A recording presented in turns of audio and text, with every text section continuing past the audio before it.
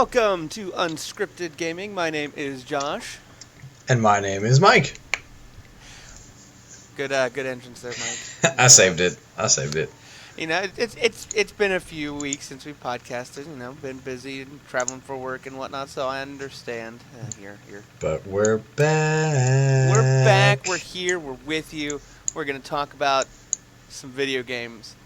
Mike. Yes. Have there been any video games that have come out recently? Reports say that there may have been at least one video game. There may have been at least a few video game since we last spoke. What is said video game?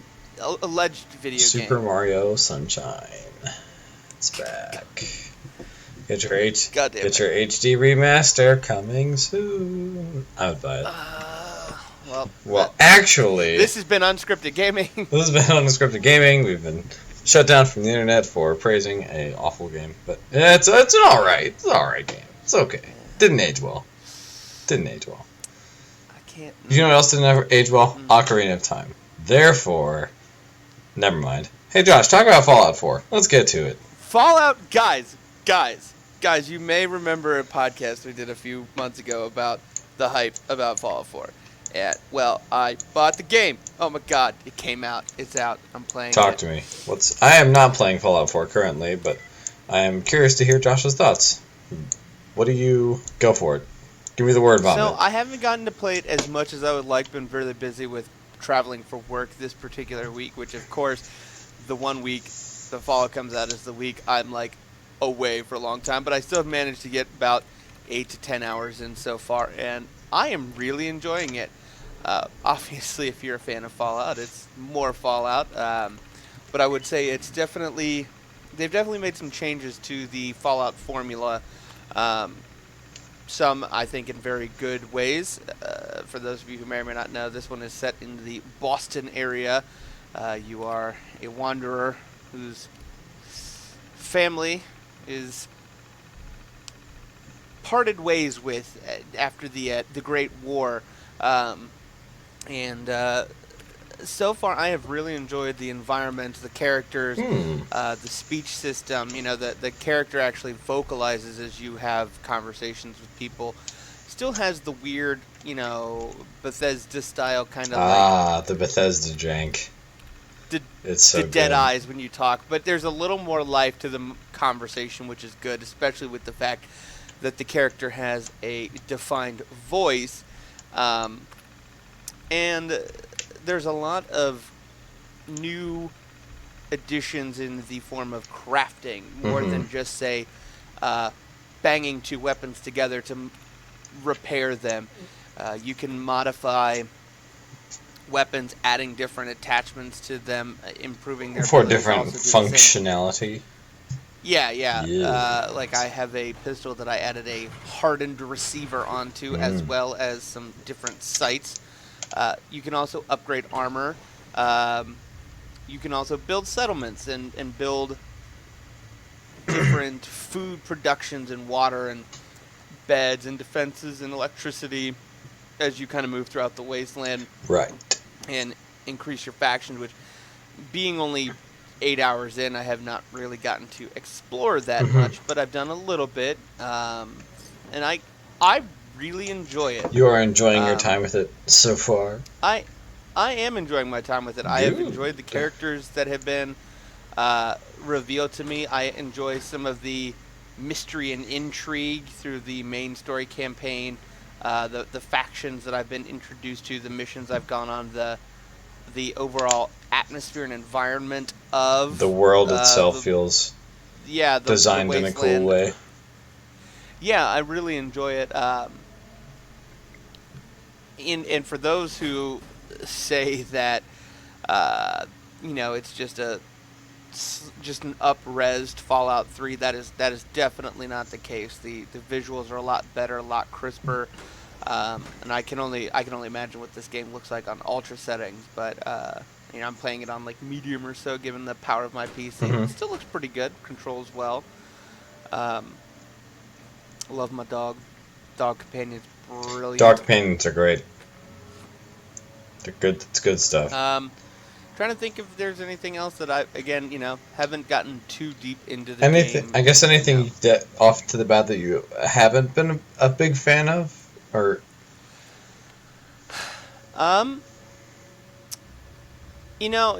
never really been a huge fan of the early combat system, just because when you have those low weapons, it's very hard to identify targets, and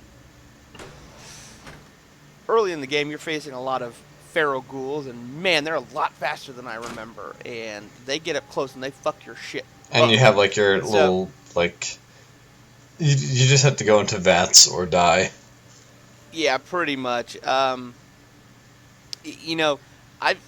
found some stuff recently within the last hour or two that has really helped in that, but again, it's just one of those things. It's never really been that great.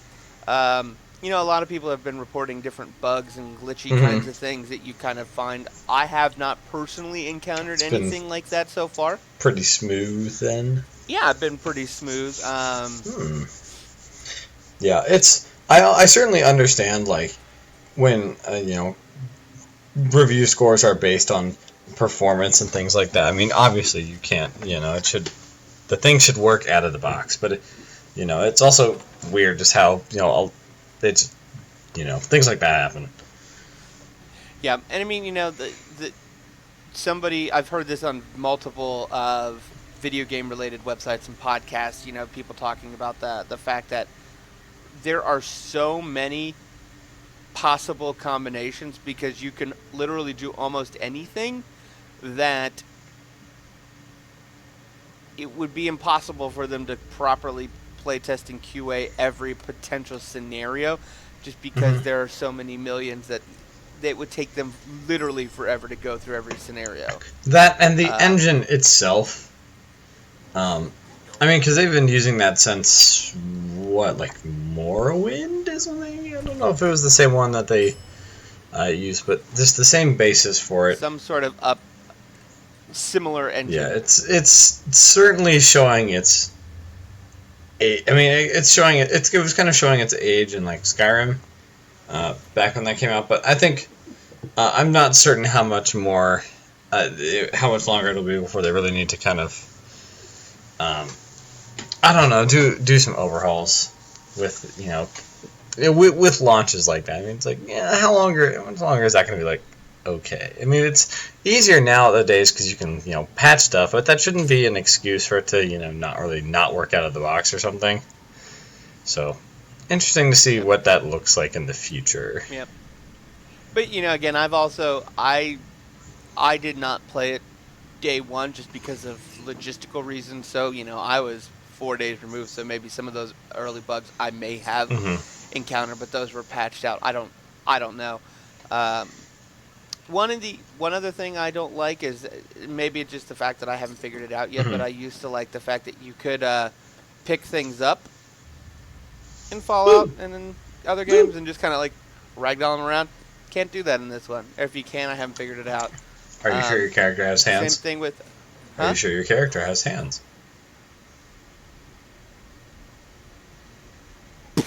Got it. Fucking mind blown. Plot twist. Goddamn. That was really dumb. Also, he hasn't figured out how, like, I mean, I don't know if, again, it's a thing that I'm just too dumb to figure out or to take it out, but he can't, like, bunny hop jump anymore, and I think you could do that in Fallout, but I can't remember. No, Fallout 3.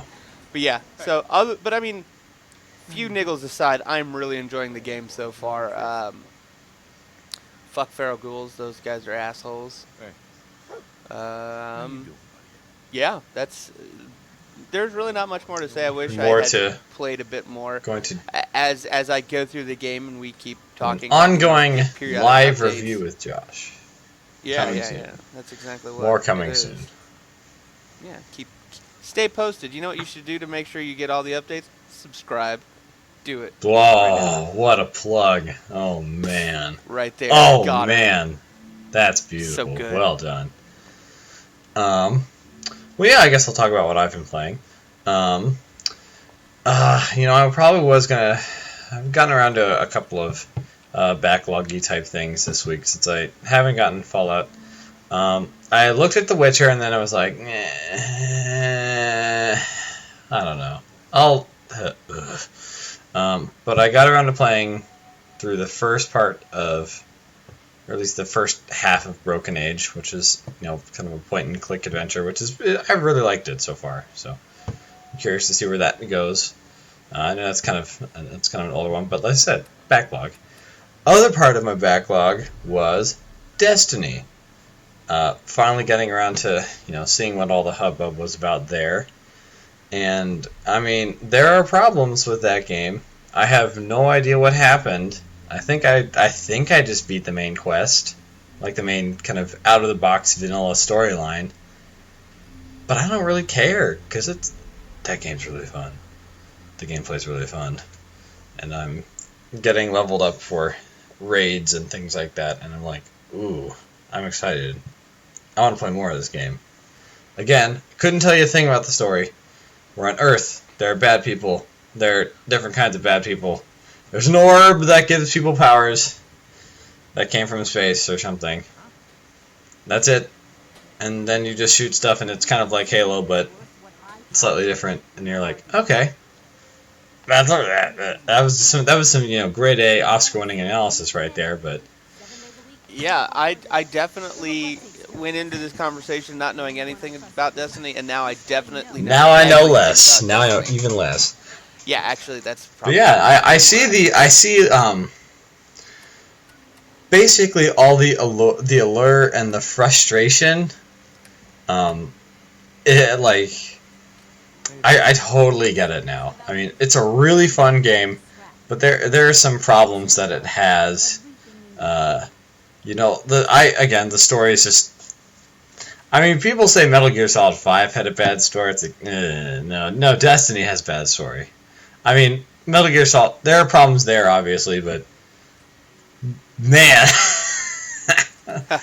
woof, I couldn't tell you what happened. But, I mean, I don't really care because that game is super fun to play. I did a couple missions with a friend of ours, and it was just really fun to play through. I don't know why, it just kind of scratched an itch that I was just looking for, and I'm a sucker for seeing numbers go up, and then lots of numbers go up, so curious to get into some of the late end game, late game stuff there, and we'll see how it goes.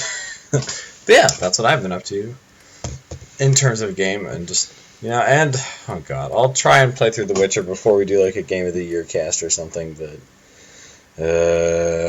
it's such Something a chore. tells me you might not make it. It's just, I mean, I like games that, man, I mean,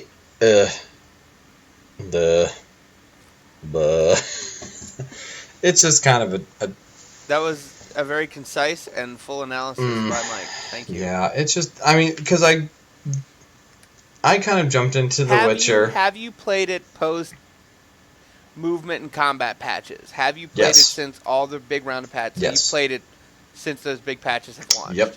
I played with new movement. I played with other patches and stuff, like for the inventory and other things like that. And it's still just, man, I just don't know if it's my cup of tea. I mean, I think coming off of, because I tore through most of Bloodborne and got really into that, and put a lot of time into that because that's a really good game. I really enjoyed it. And then coming into The Witcher, it's just, I mean, I've decided that I'm just going to, spam the light attack and do that the whole time, or something to that effect. And about 20 hours in, it's just still the same thing. Like nothing has changed. It's just I mean, some of the character, like the side mission stuff is cool. You have cool decisions to make and stuff, but the gameplay is just it's very just, I don't know, kind of rote for me, I guess. It's just, especially coming off of something so dynamic and challenging like Bloodborne, and then jumping right back into like Metal Gear. It's just not there for me. It just feels like a chore to play for me. I mean, I'm certain that's not really. Now, are you interested in the story at all, or like did that grab you and like there's a part of you that wants to find out what happens, or is that really not have There have been grab a you couple either. of pretty interesting quest lines that grabbed my attention. Everyone talks about the Bloody Bear and stuff, which was pretty good. I thought that was well done. But there's kind of a second portion of the game. People who listen to this who have played it know probably hunting for dandelion might be nodding along with me here if they are thinking if any part of the game you would describe as dragging, it would be that part. Yeah. It's just 5 different times it's like your princess is in another castle and it's like stop, I can't do this anymore. God damn it! So I'm it's gonna fucking so punch you in the it's just mouth. kind of really. It just kind of really took any urgency I had or investment in the story. It just really was kind of tanked from there. So I think sometime I will give it a better. I'll try and play through it the right way, I guess, and try and do more because it's not a game you can jump in and play for like half an hour or something. You have to devote long chunks to it, and it's just I just don't like it enough to really jump back in, and I'll do my best to give it another shot. It's just not my cup of tea right now when I have way more fun things to play. Completely fair. That's just probably not going to be in my top 5 for Game of the Year. Just putting that out there. All right. Well, so that kind of covers over what we've been playing recently. Let's talk about some things that have happened in the news. Some of these will be a little behind the times, but still kind of wanted to talk about them because we didn't get a chance to, damn it, so we're going to talk about them anyway. Boom. For those of you who have been under a rock or just been waiting patiently for us to come out and let you know what's going on, I know there's somebody out there. Super fan, I love you, just so you know. Activision bought King, the makers of Candy Crush Saga, for $5.9 billion, billion with a B, dollars. Around $3 billion in their offshore account, since they didn't want to pay any taxes on those, and then the other half of that is, sorry, excuse me, I'm having some technical difficulties over here, is a loan that they've taken out for the other $2-3 billion. That's a lot of money. Like, we kind of forget how much money is in video games, but then, yeah, that's a lot of money. I have been conflicted on this. My initial reaction was Activision fucked up.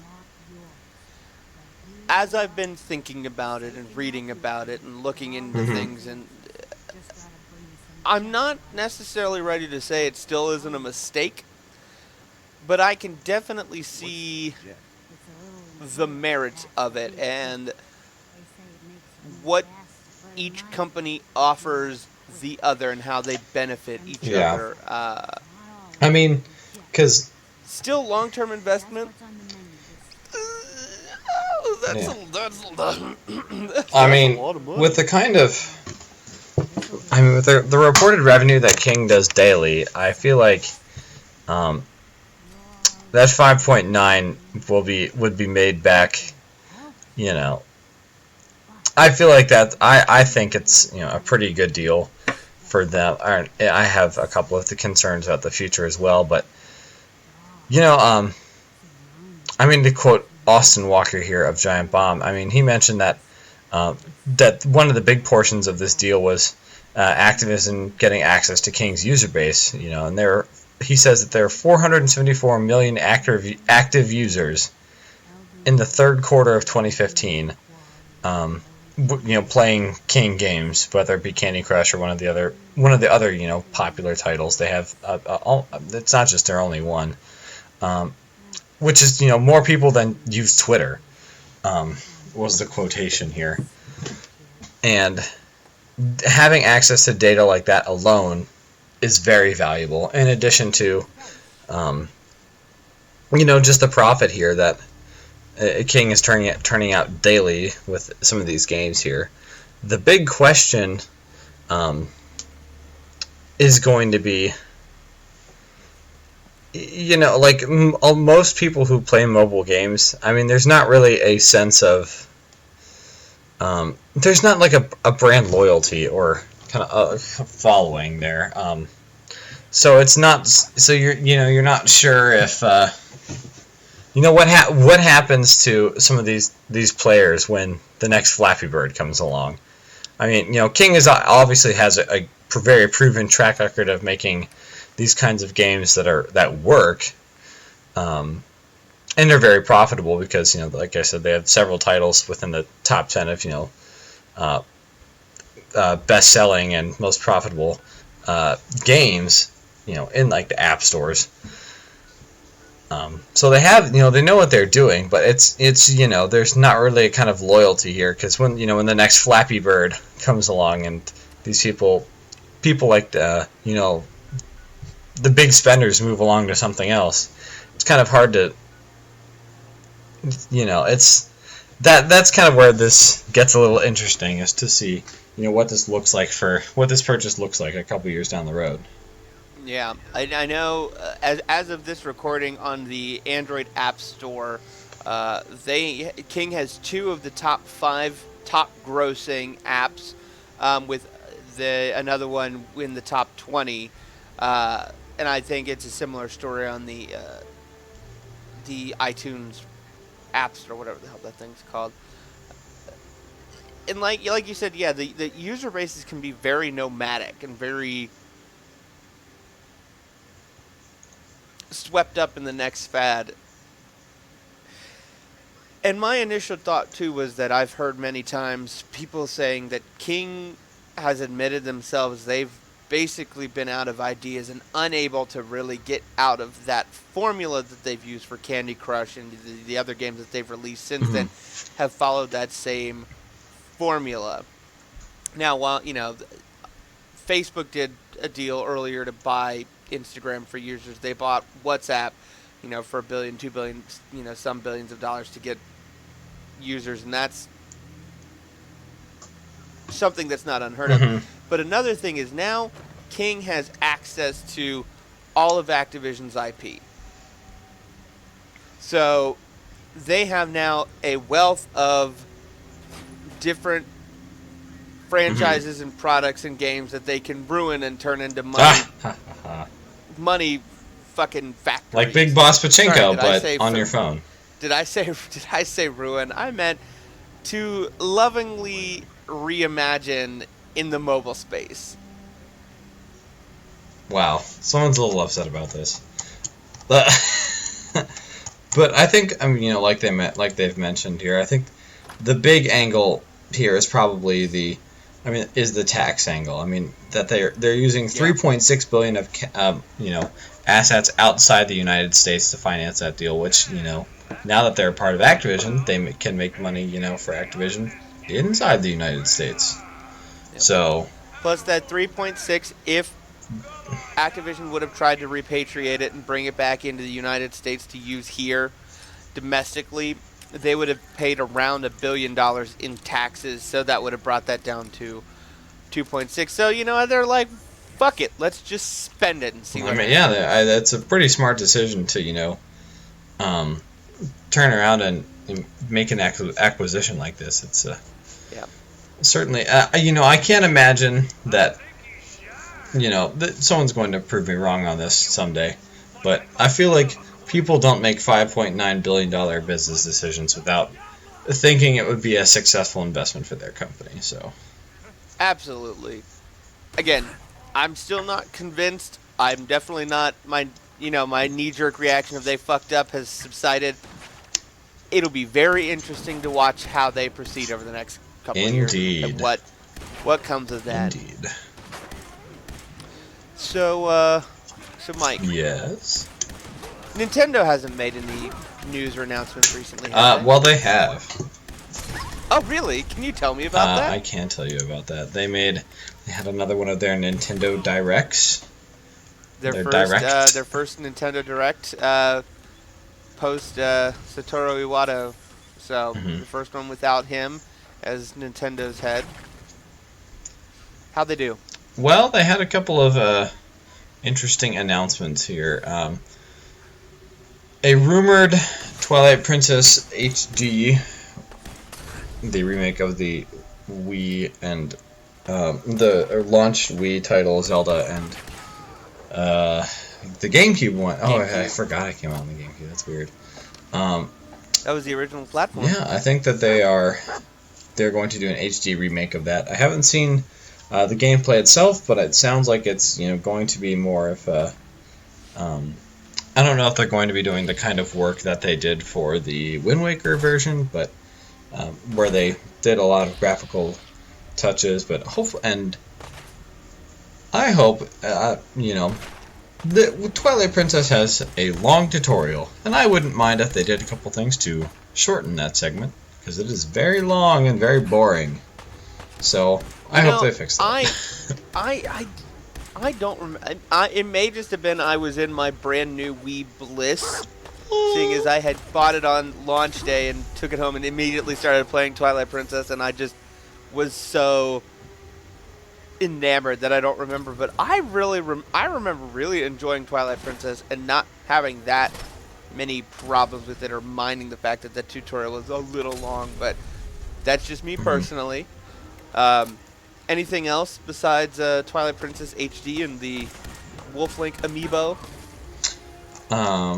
Let's see. They're updating Super Mario Maker. Looks like they're going to add. I guess they're adding a web. You'll be able to access a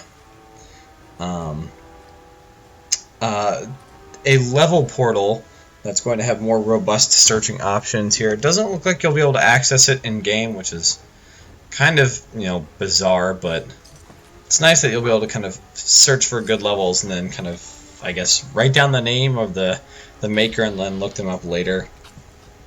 That's a little So it's not where it needs to be, but they've at least heard that the access to levels needs to be better. And they've also recently added a couple things like checkpoints and other kind of notes here. Just start the movement. Hashtag Charge and Chuck.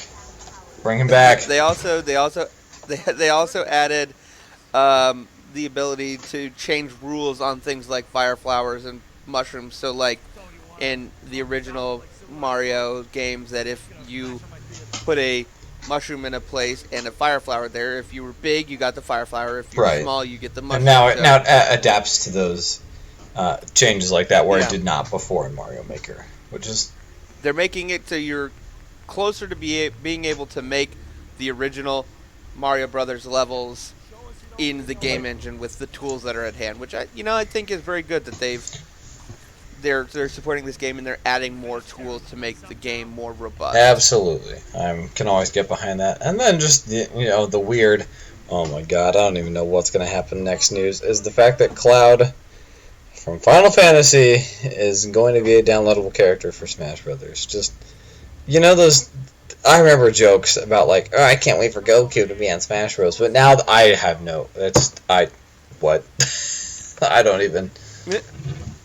I don't think I saw a single rumor or tweet or post or anything remotely suggesting this as a possibility. So literally anything is on the table at this point. I mean, Goku confirmed, I guess. I don't know. I can't wait for Shrek to join Smash Brothers, and then the internet will probably just burn down. You can just close your laptop, be like, you know what? I don't need any more internet in the rest of my life, because now it could happen. I mean, oh, good God. I don't even think Cloud was in that PlayStation All Stars game, and what? I mean.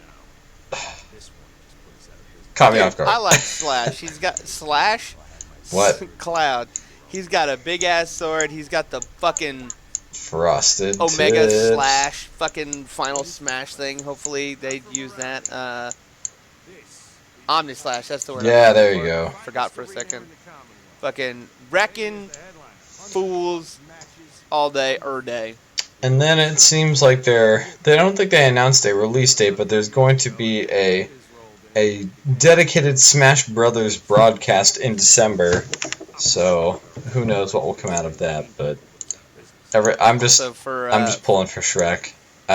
Come on, give it to me. For all the Stan lovers and the Star Fox fans out there, they did finally announce the updated release date of April 22nd. So you don't have to wait too much longer, but hopefully that time gives them some time to fix some of the issues that people experienced during E3. Yeah, and maybe get that game a little more polished, a little better. I don't know. I watched it. I watched some gameplay, and I'm like, I don't think that looks that fun. I don't want to play that game. And then I haven't paid attention since. I miss Star Fox, and I do every once in a while enjoy going back and playing Star Fox 64. You should play Star Fox Assault. I swear to God, Mike, I just can't handle it right now. No, wait. You need to play Dinosaur Planet. That game is actually not that bad. It's actually pretty good. That's what I was saying. They're dinosaurs. Oh my God. Yeah, it's a pretty ball game.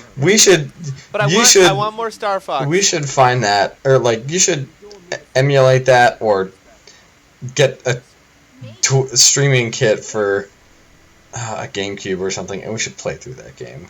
That would be awesome. I'll see what. And then we could. I won't have enough time to make it the video for this podcast, but I'll look into it and we'll see if we can't use it as background footage for another podcast, or even do what I did with Super Metroid and play through it and do podcasts over the whole thing. Oh my God! Who knows? Oh, we could spend 20 hours on the test of strength, with a pen over the buttons, It's like the torture scene in Metal Gear, but even harder. Good God. Or the one, oh man, I just remember having nightmares about that. It was so hard. It took me forever to do. Good Lord. Yeah, it's a pretty good video game. That's an alright game. It's an alright. If you went in expecting if you went in having any expectations at all, you'd probably just be mad about it. But we're disappointed. But I don't know. But otherwise, that game might have had some fun. It probably hasn't aged well, but you did some cool stuff, like going back to the Moon Temple and the other doing stuff. That game is all right. That's an all right game. Yeah. Any other news? Feel like. Oh. One last thing to talk about. Xbox released their backwards compatibility that finally launched with about 100 games. Sony just you can stream it. Sony and you can pay $5 an hour to stream Crash Bandicoot. Yeah. Or something. Yeah, something like that. I think. Yeah, I don't. We'll see how it goes. Those two. I'm not certain what to. I'm not going to get my hopes up. Been dominating my mind with Cloud and Mario Maker and Splatoon, and I did get to play a little bit of the Yoshi's Yarn game. Woolly World is what the title is. About an hour of that with a friend. It's really fun to use Yoshi's tongue and turn them into a ball and throw them at somebody. Weren't you always the one who was bitching about that in other Mario games? People throwing you off a cliff. See, now you're the problem, Josh. It's always been you. But see, here's the thing: is in those games, I always went in wanting to do well and having expectations. In this game, I went in with no expectations. Oh my God, you monster! I'll say about 40% of the time it was on purpose, and 60% of the time it was an accident. But I really enjoyed that game. Do you know what? But yeah, Nintendo. That just makes me want to go play Splatoon, man. Oh, that's a good game. Oh man, we just need to have a. Do you remember that game show? And just play half an hour of dumb old games that we remember about. DAE, this popular video game from a. Yeah, but do it with actually unpopular video games. All right. Well, is there anything else that's been on your mind? Any news you want to talk about? Or I think we've pretty much. Halo 5 came out. Neither of us has an Xbox One, so we'll assume it's really good, and I guess lots of Halo. hear It's good back. things about Hmm. I want to watch somebody play through it so I can keep up with like the Halo story and lore because I really like it, but Don't you I have? don't Don't you like it have enough like to buy an Xbox One. 10 TV shows to watch now too, and a book? I Oh do. boy. Well, And I also have this game. I don't know if you've heard of it. It's called Fallout 4. well, It's gonna be a while. well, well, Yep. well. Anything else? I think that's all. That's all I've got here. We'll try and get back and do another one here a little less break to keep this a little more newsy or something. Yeah, keep it a little more fresh, a little more. That way you don't have to hear us, bullshit about other stuff. So, yay! We'll do that. That's exactly right. And if you want to keep posted on all of our vamping and actually good coverage and talking about Where should I go? video games and Where? dinosaurs, you should subscribe here on the YouTube. You should go to Facebook and like us at Unscripted Gaming, or follow us on Twitter at unscript_gaming. And if you send us a question, we might answer it, but no one did. So Yeah, comment. We Cool. want comments. We want to hear comments. We want Thanks, to hear people. feedback. We like you're you. the best. Thanks for listening. But yeah, thanks for listening. This has been Unscripted Gaming. I'm Josh. I'm Mike. Oh, that's what I say. Peace. Production value. Peace.